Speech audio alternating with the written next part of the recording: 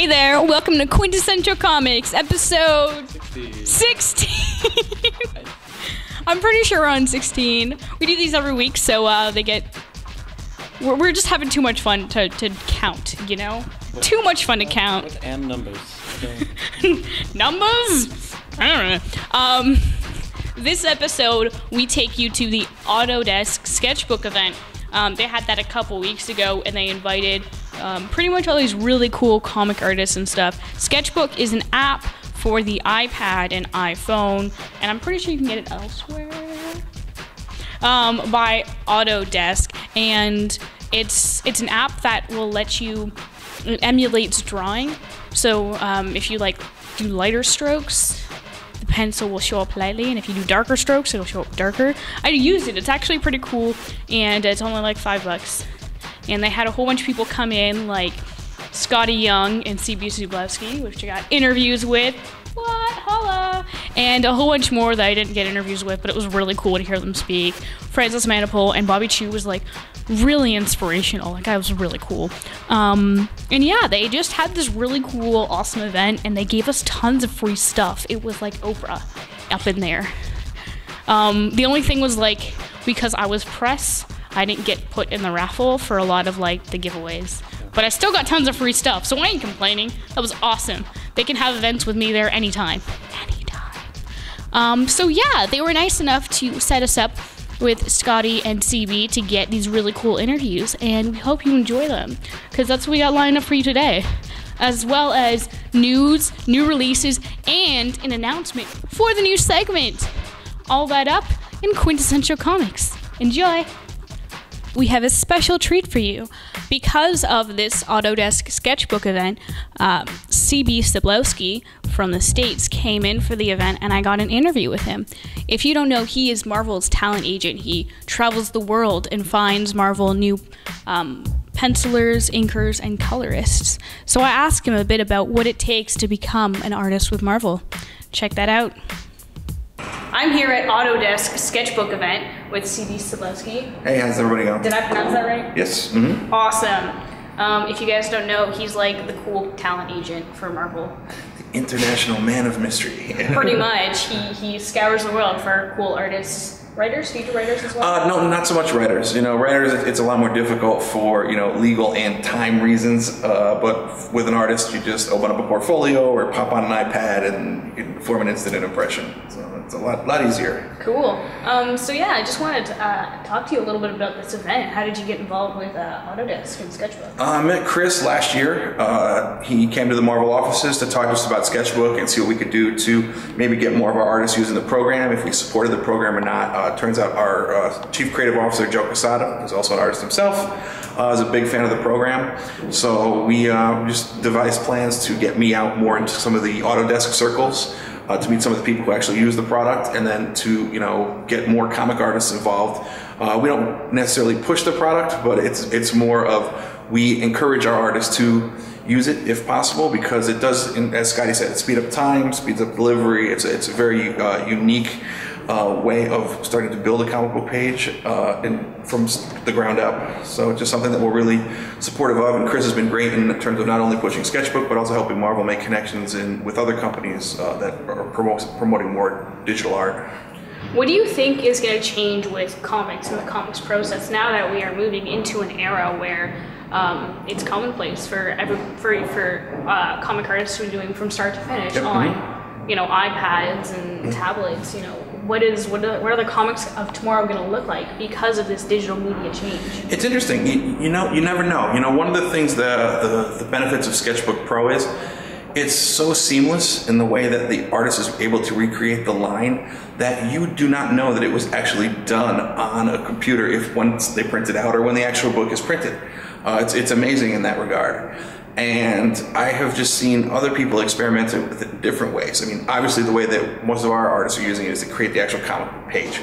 But I've met some artists here, especially, and when I was out in Las Vegas at the show, who use it for digital painting, who use it for sketching, who use it for animation, who use it for building just advertising programs from the ground up. So the applications are endless. It's just a matter of, it is what you do with it.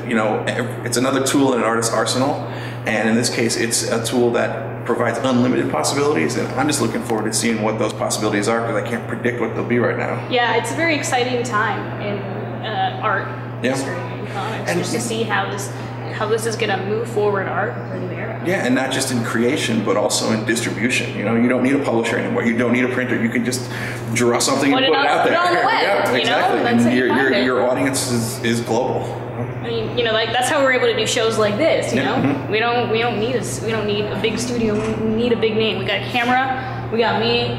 Well, let's just do a show. And you got a guest. Yeah, you know? Exactly. Yeah. So as an art talent scout, is there a specific feature of human anatomy that you look for when in a drawing to see if the person's good? Like if this guy can draw hands, and you know he'll be good at drawing comics. You just nailed it. The one thing I look for. The two things I look for that if an artist is a capable artist or not are hands and hair, because hands, the mobility of hands, you know, it's the most flexible. You know, our digits are more flexible than anything else, and hands are very important, as I'm using them now, in kind of body language and expression. And so many artists cut them out because they don't like to draw them. That's one of the things I look for, is how they use their hands. And the other thing is hair, because texture is extremely important. And if an artist can nail the texture of a hair or change up different hair styles, it makes the art come more to life. It makes the characters more believable, and in terms makes pulls the reader in a little bit more. And there's so many young artists who just draw hair, you know, like a bob with just a cut, and it's like, no, it doesn't. That woman's just been out in the rain. Her hair's been blowing all over the place. What does it look like? And even the folds of the hair, you know, just like yours now. Sometimes you wear it this way, I'm sure. Sometimes you wear it that way. And when people, as they change up the hair, as the styles, as the character moves through and it interacts, is very important. So for young artists out there who are looking to get noticed, obviously there's no one right way. No, there's no magic ticket. There's no magic ticket, but what sort of advice do you have for young aspiring artists into breaking out into the comic world? And what I always tell them is, the thing I find the most, that people always come up to me, young artists especially, and they give me sketches and they give me pinups. And what we really need to see is sequential art. The way that a lot of comic book companies work is the artist who's doing the sequential art in the interiors also gets first crack at the cover. Yeah. So we're not necessarily looking for cover artists. That's almost like a reward for when you break in. Yeah. And so many artists come to me with just pinups or just sketches. It's like, no, you really have to just concentrate on your sequential art. Storytelling is key. That is what I look for first and foremost. Storytelling is something innate. I can tell if you have it or not. It's harder to teach. Something like style can change. Every artist naturally adjusts their style. But I'm always looking for storytelling first and style second. So that's what I would say. Don't concentrate on drawing like your favorite artist. Don't concentrate on you got to have a manga style or a realistic style or a cartoony style. Focus on making your characters move from panel to panel and from page to page. If you can make your characters move that way, you can design them and style them as you like later. Exactly. So when it comes to when they have the sequential art, when they have the pages done up, what is the most common feedback you give to newer artists who have their sequential art up, and you're like, okay, this needs to be tuned up. How do we tune up the sequential art? It's a good question, actually. The comments I give the most, what I tell artists to work on, is pull your camera back, because so many artists go in so close that, you know, that they crop off the background and you can't get a sense of place. You have to remember that your backgrounds, you know, are just as important. It's another character in the scene almost. Yeah. And your characters have to interact with that background. So they go in so close, you have no point of reference about where the characters are. So always, my most common comment is probably pull the camera back. Second thing I always tell people is don't break panel borders. They people come to Marvel and they think we do superhero books, and when they do Marvel samples, they had to have the characters punching out of the panels and breaking out and coming at the reader and kicking and punching, where it's like, no, what we want to see is, we want to see how you can keep the art in the panel. Work on the basics of storytelling before you go crazy with it, you know? And the third thing is, is kind of the separation of foreground and background, which has to do with perspective. You know, you should change up your camera and your angle just like a director or a cinematographer do in film. Comics should be cinematic in that regard, but when you do it, work on your perspective, because so many times that foreground and the background blend and your perspective gets really broken. So that's one of the third comment that I normally give most at conventions and portfolio reviews. It's got to pop. It does have to pop, exactly. Nice. So thanks so much for talking with us today. Hey, it's my pleasure. Anything you need, I'm always here for the fans. I love giving advice, and I appreciate y'all watching today. So thank you very much. So that was fun, eh? I got another interview with you because we're just going at it like crazy. Double up on the interviews tonight on Quintessential Comics because that's how we do here. Yeah. So coming up next, we got Skottie Young, artist for Marvel. He's done Oz and all of like the miniseries around that, and he's done a bunch of other really cool stuff. And he pencils using Sketchbook, so that was pretty cool. So enjoy. Well, I'm here with Skottie Young at the Sketchbook Autodesk event. I like Autodesk. I like it too. I think I want to start that company. Do it. Trademark that right now. I want to do it. .com. I'm doing great. How about you? Awesome. Good. So congratulations on your iSeries. Well, thank you. I appreciate that. How did you get the project working on it? I just got a call from the talent coordinator at the time and said, hey, we think we have an idea for the project. At the time I was working on X-Men, and they sprung Wizard of Oz on me, and I thought, that's bizarre because that doesn't seem like a Marvel comic. And I thought about it, and at first I turned it down because I really just thought that it wasn't, I worked in superhero comics, so I thought that won't sell. And they came back to me a couple more times over the next couple of weeks and just were like, no, I really think this is good for you. Even though that's what I love to do. I love drawing those fantasy kind of stories and everything. So I ended up saying, yeah, I thought that I'd just do it for a year. I thought I'd disappear off shelves and nobody would buy it, nobody would check it out. And I was very wrong. It's been more successful than any other book I've done in 10 years. So, awesome. And it's so fun, and it fits me more than any book I've ever done. So it's all around great. No, it's really great to see Marvel breaking out of the mold and experimenting. Not, they're not gonna change, their classics too much, but experimenting with projects like Oz. Yeah, we're doing Oz and John Carter of Mars and Jane Austen, and it's been Sense and Sensibility. It's just fantastic that we're really taking a chance and reaching back to some of those classic novels and mixing literature with art. It's good. So here at this event, you've talked a lot about working on iPad and tablets and coming to work with Sketchbook. Why do you think people are moving this way? People are moving to work with digital media instead of just pen and paper. I think just like anything, it gives you options. I mean, anytime that we embark on kind of any artistic endeavor, whether it's painting or drawing or music, writing, I mean, it's the reason that most people don't write novels in yellow steno pads anymore. They need those options. It's no different for us. It's just been a matter of the technology catching up to mimic what we do in real life. So that's what I think the real appeal is we can put pencil to paper without the fear of messing up that paper or having to restart if it doesn't work out. We can mend it, we can fix it, we can manipulate it a lot quicker and not be afraid to try things that we might be afraid to try if we're just going on paper. The theme of this conference is inspiration, and a lot of the talks today have reflected. Well, where do you draw inspiration from to keep you going on those long-hour days that you draw on every day for the last 10 years? You know what?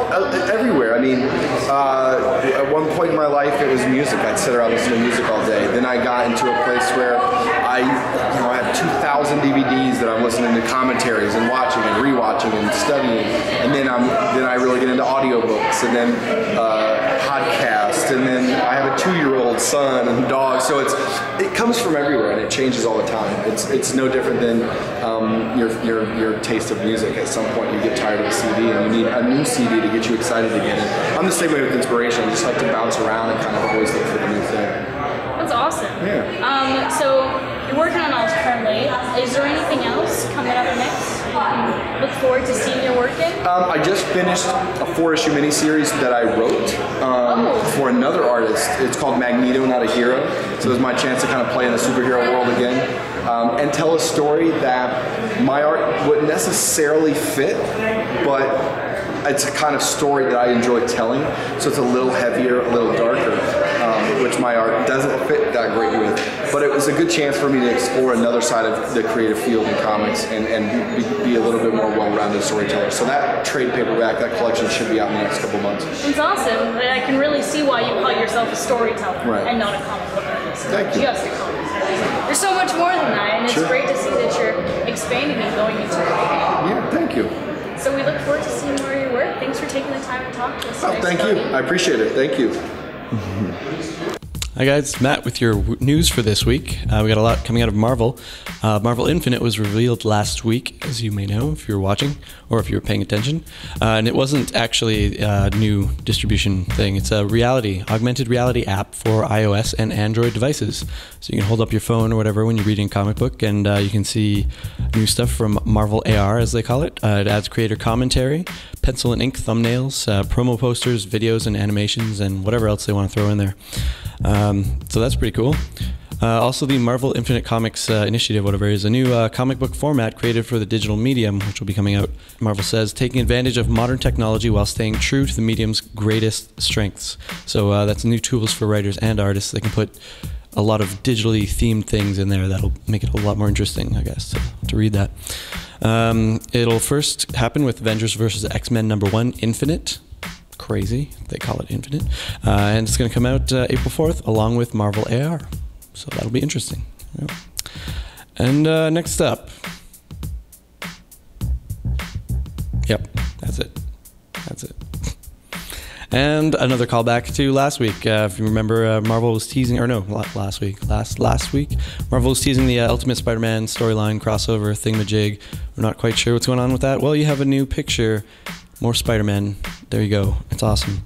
There's no real information other than that. But a Marvel press release says, this June, history will be made for the Marvel Universe. So, I mean, money. Give them money, because big things. Crazy. Let's kill off everyone. How about that? Anyways, coming out of Image, again, another callback to last week. Jonathan Hickman has announced Secret, his new project, launching April 11th. It's his first ongoing series with Image Comics. He's going to be doing it with Ryan Bodenheim. Anyways, it's a book about a series of seemingly unrelated events that tie into larger organizations controlling the world. A lot of like spy theme kind of thing going on there. The main character is like a private security dude who's ex-intelligence. Could be interesting. Look at the teeth. Crazy teeth. Anyways, yeah, that's that. Fun stuff. Check it out. It'll be in April 11th. Yeah, I said that. Yeah, so April. We're ahead of the curve. And from DC, they have their new website came out last week. So if you haven't seen that, check it out. They shut down their old message boards and replaced them with a lot of Facebooking and Twitter integration and stuff like that. So it's really social media savvy now. DC is apparently responding to fan feedback on Facebook, so you can check that out if you're interested in what the creators have to say back to you or anything like that. They've also made some improvements to the source blog, which is now featured on their front page of the website. And it's mostly back-end stuff for that, but they're apparently going to be rolling out more content coming soon. So the dude in charge of that, the marketing guy, is a fan of micro updates, so it should stay current, and you should see new features coming out as time progresses. Could be cool. Also, Vertigo revealed a new American Vampire miniseries that will be coming in June. It's called American Vampire Lord of Nightmares, and the art's pretty cool, I thought, so check that out. It's written by Scott Snyder, and the art's by Dustin Nguyen, and it's, vampire killing in stylish fashion. Awesome. That's your news for this week. So as you may remember from last week's episode, but if you don't, and you didn't see last week's episode, BT Dubs, you should go watch it. But let me inform you, we're no longer doing our upcoming events segment. Just because people don't really watch the show as soon as it comes out, even though you should. Fridays at lunchtime, what else are you going to do but enjoy your Quinntessential comics? So people don't really watch it for the events, nor do they really go to the events specifically because I recommended them on the show. We still have an upcoming events calendar on t.comix.ca, and that is updated throughout the week all the time. So check that out if you're interested in upcoming events in Toronto. Instead, next week we are premiering our new segment called Collections. What we're going to do is we're going to go to your house, not specifically your house unless you invite us. We're going to go to your place, look at your collection. Do you have like a ton of vinyl toys? You got all your Transformers figures. You got a room called the toy room that's full of Batman or vinyl, or you've got every Marvel comic ever or something. It can be whatever, yo.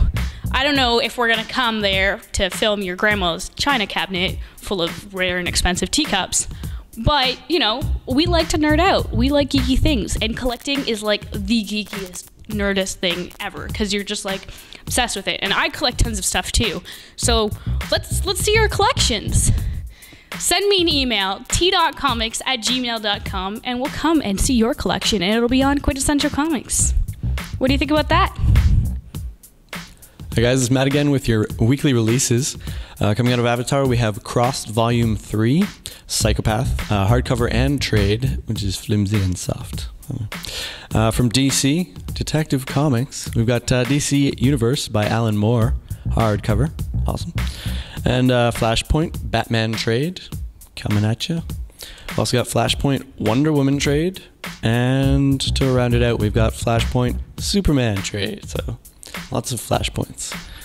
From IDW, we have Transformers trade, Volume 7. And from Image, we've got Spawn, New Beginnings trade, Volume 2. Darkness Accursed trade, Volume 6. What? Dave's, yeah, okay. We got Last Mortal, hardcover. Dave doesn't know. And Moriarty trade, Volume 2. My nemesis, Moriarty. And Queen Crab, hardcover. I just like the name of that. Queen Crab. That's freaky. From Marvel, we have Journey into Mystery, Fear Itself, Fallout, hardcover. So many fears, so many selves. We've got the Uncanny X-Men, hardcover, Volume 1. Uncanny. Isn't that old? No? What? It was the TV show. Anyway, and X-Men Season 1, hardcover. So, fun. That's it for your weekly releases. Have fun. So that's our show this week on Quintessential Comics. By popular request, we have started dressing that up again in crazy accessories, and I decided to join in too, because why not? Let's have fun, yo. And if there's anything you want to see, tell me in the comments, yo. Just tell me. We'll do it. We'll do it for you guys. So we hope you've enjoyed this episode. We'll see you next week, Friday, lunchtime, on Quintessential Comics. Stay classy, San Diego. Hey, you might be wondering, what? The episode just ended. Why are you back here? Well, I'm telling you the ways you can support Quintessential Comics online. If you care to, please do check out our various sites and like and or comment on these videos and or other stuff I do. Firstly, check out Twitter, Tumblr, Facebook, YouTube, or the website. Thanks for your support. Love ya!